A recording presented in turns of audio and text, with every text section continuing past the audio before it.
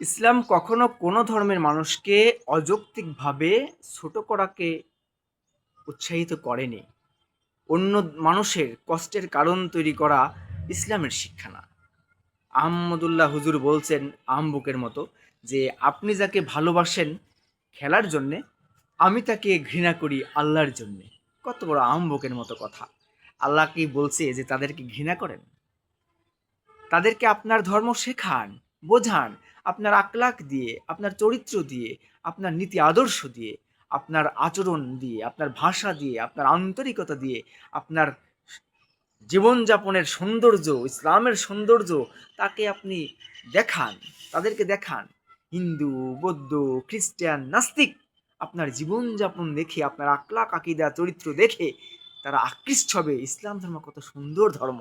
এখন আপনি যদি গোয়াই কাটি করেন, আপনি যদি পাছায় লাথি মারেন, আপনি যদি মুখে জুতা মারেন, আপনি যদি জার্সিতে হিসু করেন, আপনি যদি গেঞ্জিতে মুতো করেন, বুঝেন নাই? এই ধরনের ছবি, ভিডিও যদি আপনারা অনলাইনে ছাড়তে থাকেন, তাহলে ওরা যদি আপনাদেরকে চোদন দেওয়া শুরু করে, তাহলে আপনারা পালাবেন কোথায় বলেন? বলেন কোথায় পালাবেন? আপনাদেরকেও তো সবাই পছন্দ করে না। আহমদুল্লাহ হুজুরের কথাও যদি বলি, আপনাকে কি সবাই পছন্দ করে? আপনি সেটা মনে করেন? হিন্দু, বৌদ্ধ, খ্রিস্টান, নাস্তিক, মুসলিমেরও অনেকে পছন্দ করে না, মনে করেন। আমিও মনে করেন আপনাকে পছন্দ করি না। এখন আমি যদি, ওরা যদি আপনাকে মনে করেন যে জুতা মারা শুরু করে আপনার ছবিতে, আপনার পাছায় যদি লাথি মারা শুরু করে, আপনাদের উপরে যদি মনে করেন যে ওই ওরকম আপনারা যেমন ওর পতাকা, জার্সি এগুলো লিখে ওদের উপরে উল্টাপাল্টা লাথি মারছেন, জুতা মারছেন, হিচু করতেছেন, আপনাদের আসন্না ফাউন্ডেশন যেটা মানুষের টাকায় চলে, মানুষের দানের টাকা, ত্রাণের টাকা, ভিক্ষার টাকায়, যদি আপনারা নিজেরা নাম ফাটান, কিন্তু ওটার উপরে যদি এখন মানুষেরা মুতু করে, হিচু করে, লাথি মেরে, জুতা মেরে, ওরা যদি এরকম করে ছাড়তে থাকে, যাদের পাশায় আপনারা লাঠি মারতেছেন, কাটি করতেছেন, ওরা যদি আপনাদের পাশায় কাটি করা শুরু করে, তাহলে আপনারা কি করবেন বলেন? এবং এই যে দেখলাম যে মানে বিভিন্ন খেলোয়াড়দের মুখে জুতা মারতেছে, পাছায় লাথি মারতেছে, এরকম ছবি মনে করেন ছাড়তেছে হুজুররা। হ্যাঁ, আবার মনে করেন যে কমেন্টস বক্সে এরকমও দেখলাম যে অন্য কেউ মানে কাবা শরীফকে ওরকম ভাবে সেম বিকৃতি ভাবে প্রদর্শন করতেছে, কাবা শরীফের উপর লাথি মারতেছে ফুটবলের মতো করে। আল্লাহ মাফ করুক, নাউজুবিল্লাহ, আস্তাগফিরুল্লাহ। তো এই যে মনে করেন যে কাটি কড়াকড়ি শুরু হয়ে গেল, আপনি তার ধর্মকে লাথি মারতেছেন, আপনি তাদেরকে লাথি মারতেছেন, এখন ওরাও মনে করেন আমাদের ধর্মকে লাথি মারতেছে, কাটি করতেছে। যারা মনে করেন যে যাদেরকে আপনি বলছেন যে আপনারা যাকে ভালোবাসেন খেলার জন্যে, আমি তাকে ঘৃণা করি আল্লাহর জন্য। এখন ওদের যেই সমর্থকরা আছে, খেলাধুলা তো একটা মজা ভাই, এটা তো সাময়িক। এই খেলাকে সমর্থন করা, পতাকাকে তোলা, এই ও, এই অমুক দলকে সাপোর্ট করছে, সে তো অমুক দলকে সাপোর্ট করছে, এগুলো নিয়ে আমাদের মধ্যে বিরোধ হবে কেন? তোমার ভালো লাগে আর্জেন্টিনা, আরেকজনের ভালো লাগে ব্রাজিল, আরেকজনের ভালো লাগে অন্য কিছু, করুক না, এগুলো তো আনন্দ ফুর্তি। এটা নিয়ে মারামারি, হাঙ্গামা দাঙ্গা, এগুলো তো দরকার নাই। এটা মানবিক আচরণ না, এটা ধর্মীয় দৃষ্টিকোণও না, এটা ধর্মীয় শিক্ষাও না, এটা ইসলামের নীতি আদর্শও না। ইসলাম ধর্ম হলো শান্তির ধর্ম, নিরাপত্তার ধর্ম, নিরাপদের ধর্ম, শৃঙ্খলার ধর্ম, সঠিক সত্য নীতি আদর্শের ধর্ম, পরোপকারের ধর্ম, মানবতার ধর্ম। আপনি যদি আর একজনের পাছায় লাথি মারেন, আপনি যদি আর একজনের মুখে জুতা মারেন, তাই তারা যদি আবার এরকম হুজুরদের পাছায় লাথি মারা শুরু করে, তাহলে কই যাবেন কন? এমনিতেই তো হুজুরদের মনে করেন যে ব্যাপারে কোনো কিছু শুনলেই মনে করেন যাচাই বাছাই ছাড়াই মনে করেন যে কিছু পাবলিক ধোয়া শুরু করে, ঠাপানো শুরু করে। স্কুলে, কলেজে, ইউনিভার্সিটিতে, এখানে সেখানে, আগানে বাগানে, হোটেলে মোটেলে, চিপা চাপায়, অলিতে গলিতে, দেশ বিদেশে, বুঝলেন না, উঁচুতলায় নিচুতলায়, গ্রামে গঞ্জে পর্যন্ত কত রকম অন্যায় অবিচার হচ্ছে, অনৈতিকভাবে কত যৌন হয়রানির মতো ঘটনা ঘটছে, কত ধর্ষণ মর্ষণ, কত কিছুই হচ্ছে। এগুলা নিয়ে মানুষ খুব বেশি কথা বলে না।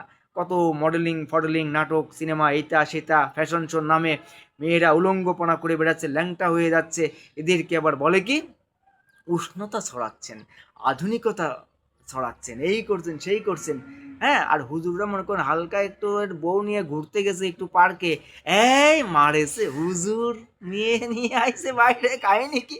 আসলে এর বউ, অথচ প্রেমিক প্রেমিকা মানে বিএফ জিএফ, ভাইয়া আপ্পি দাদা, নানান রকম পরিচয়ে সব মনে করেন যে ওরকম গাদাগাদি করতেছে, গলাগলি ঢলাঢলি ঠেলাঠেলি করতেছে, হোটেলে মোটেলে, চিপা চাপাই, হোস্টেলে। হ্যাঁ, মানে নানান রকম ভাবে ফন্দি বিক্রি, ভ্যালেন্টাইন্স ডে, এই হাগ ডে, এই কিস ডে, এই রোজ ডে, এই নানান রকম ফাঁক দিয়ে ওরা করতেছে। এগুলো নিয়ে মানুষ খুব বেশি মাতামাতি করে না, খুব বেশি কথা বলে না। হুজুরদের ব্যাপারে যদি কোথাও একটু রকম নেগেটিভ কিছু শুনছে, এই কিছুদিন আগে একজন হুজুরকে মনে করেন যে মাদ্রাসায় মানে ধর্ষণের অভিযোগ উঠছে, যাচাই বাছাই হয়নি, হুজুরের ভাষ্য মতে তার নানার সাথে থাকতো মেয়েটা, অনেকদিন আগে মাদ্রাসা থেকে চলে গেছে, এখন মাদ্রাসায় পড়েই না, তার নানা তাকে আকাম করছে, অথচ হুজুরকে ফাঁসাই দিয়ে এক মনে করেন জেলখানায় রিমান্ডে। আর এই যে কিছুদিন আগে আর একটা আসলে যে পুলিশ ধর্ষণ করেছে, সেটা নিয়ে কোনো কথা নাই।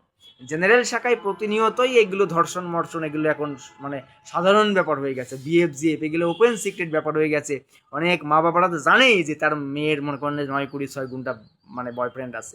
অনেক মায়েরা তো এরকমও বলে যে আরে বাবা, স্বামী সে তো বড় দায়িত্ব, সেটা পরে দেখা যাবে, এখন বয়ফ্রেন্ড লাগবে নাও, বন্ধু লাগবে নাও, পার্টনার লাগবে সেটাও নাও, কি চাও বেড পার্টনার, সেটাও রাখো, একটু সাবধানে কইরো আর কি, প্রতিষ্ঠিত হও, লেখাপড়া শেষ করে চাকরি বাকরি করো, ব্যবসা বাণিজ্য যাই হোক, হ্যাঁ, আর পরে বিয়ে শাদী দেওয়া যাবে।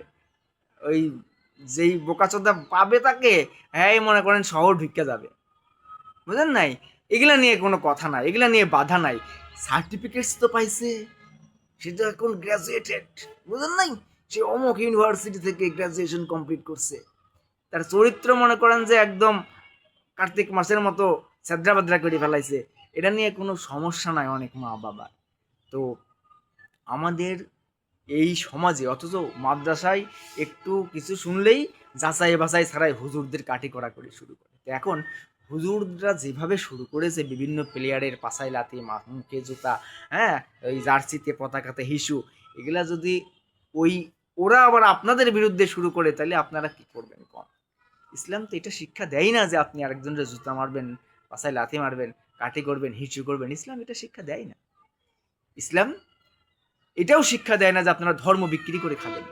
আপনি ওয়াজ করতে যাচ্ছেন, আগে থেকেই বলছেন হ্যাঁ ঠিক আছে আমি আসবো, আমার তো 1 লাখ টাকা ছাড়া যায় না বা 2 লাখ টাকা ছাড়া যায় না, আমার 1 লাখ বা 50,000 অ্যাডভান্স পাঠান। অনেকে অ্যাডভান্স নিয়ে মারাও গেছে, ওয়াজ করতেই পারে নাই। গিয়ে আবার মনে করেন যে আপনি দামি গাড়িতে যাচ্ছেন বা হেলিকপ্টারে যাচ্ছেন, গিয়ে কুত্তা বিড়াল খাচ্ছেন, তো কোপ্তা বিরিয়ানি খাচ্ছেন, খেয়ে চলে আসতেছেন লাখ টাকার বান্ডিল নিয়ে বা 50,000 টাকার বান্ডিল নিয়ে বা 2 লাখ টাকার বান্ডিল নিয়ে, গিয়ে ওয়াজ করতেছেন কি মহানবী সাল্লাল্লাহু আলাইহি সাল্লাম গরিবানা হালতে জীবনযাপন করছে, বুকে পিঠে মানে থুক্কো মানে পেটে পাথর বেঁধে থাকছে 7 দিন 5 দিন 10 দিন 9 দিন কম বেশি আপনারা যা বলেন আর কি, হ্যাঁ। তো আপনি কয়দিন না খেয়ে থাকেন? আপনি তো না খেয়ে থাকেন না, আপনার তো খাইতে খাইতে মনে করেন আপনি খাওয়ার আর জায়গা নাই, ঢুকাইতে ঢুকাইতে মনে করেন ভুড়ি হয়ে গেছে বিরাট বড়, আর কোলাকুলি করলে গেলে ভুড়ি বারান্দায় বারান্দায় ধাক্কা লাগে আর কি, মুসাফা করতে গেলেও হাদিয়া লাগে, আপনি তো হাদিয়া ছাড়া মুসাফাও করেন না।